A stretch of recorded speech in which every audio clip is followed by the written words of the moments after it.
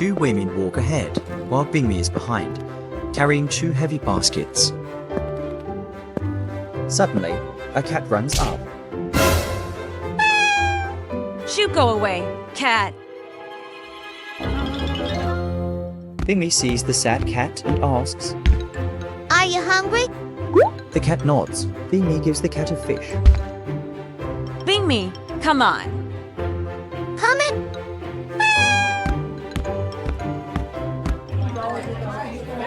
The two women stop by and notice about the prince's ball. They laugh. The prince will never notice you. You don't even have nice clothes.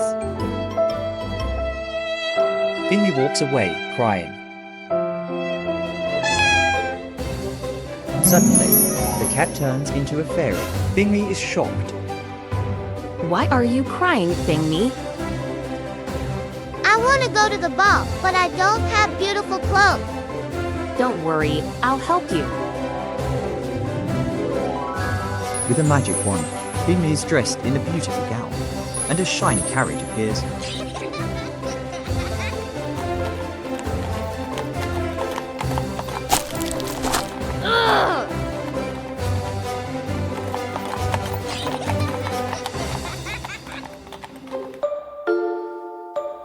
Once upon a time, there was a young princess.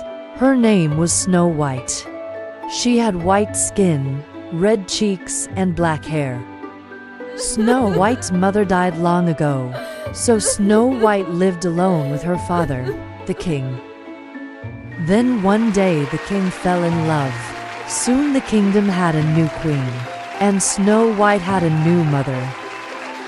The queen had a magic mirror, and every day she asked, Mirror, mirror on the wall, who is the fairest of them all?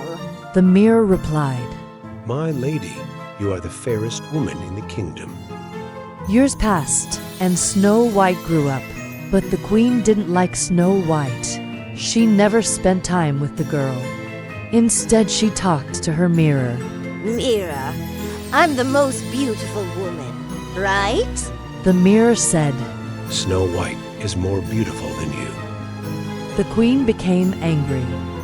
That night, the queen ordered a hunter to take Snow White into the forest and kill her. Please, sir, let me go. I haven't done anything wrong. Tears slipped down her cheeks. Go, but don't ever return home. The queen wants you dead. The hunter felt sorry for Snow White and let her run away. Snow White ran deep into the dark forest, where scary sounds surrounded her.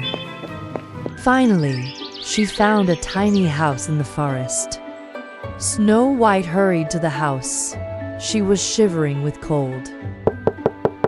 Snow White bent low to knock on a tiny door. Hello? Is anyone home? She called. Snow White pushed the door open. There were 7 small beds, 7 small plates, and 7 small chairs. The owners of the house were 7 kind dwarfs. They came home and were surprised to see Snow White. Snow White told them about the wicked queen. The dwarfs felt sorry for her and said, Stay here with us, but be careful. The queen must not learn that you're alive. The dwarfs got ready for work.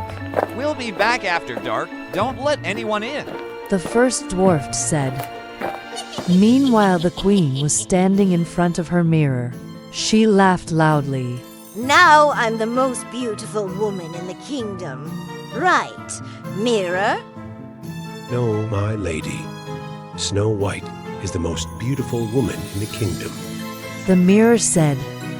The queen discovered that Snow White was still alive. She disguised herself as an old woman and went to the dwarf's house. Hello, dear. The woman approached Snow White. Do you want to buy an apple? Snow White frowned. No, thank you. She said. Are you sure?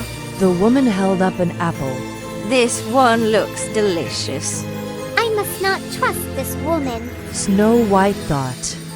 But the apple looked so delicious. Then Snow White took a bite and fell to the ground. This time, she did not wake up. Mirror, The queen snapped. who is the most beautiful woman in the land? My lady, you are. The dwarfs built a glass coffin. They made a bed of folders inside. They set the coffin outside among the straws. Inside her coffin, Snow White was still beautiful.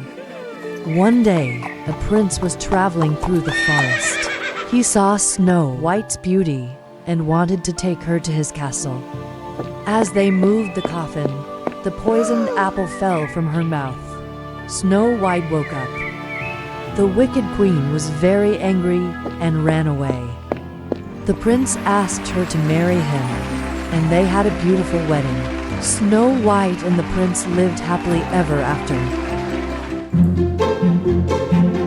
Once upon a time, there was a girl called Little Red Riding Hood. One day, her mother said to her, "Take this basket of cookies to Grandma's house and don't talk to strangers." On the way to her grandma's house, she met a big bad wolf. She didn't remember what her mom said, so she talked to the wolf. The wolf then went to the grandma's house before Little Red Riding Hood. When Little Red Riding Hood came to the house, she thought to herself, Grandma looks different today. The grandmother wore a big scarf to cover her face, but Little Red Riding Hood still saw that she had big eyes, big ears, a big nose, and big teeth. The wolf couldn't wait any longer. He stood up and tried to grab Little Red Riding Hood. A hunter heard her screams, so he ran towards the house. He hit the wolf hard and made the wolf run away. Little Red Riding Hood and her grandmother thanked the hunter. They never saw the wolf again.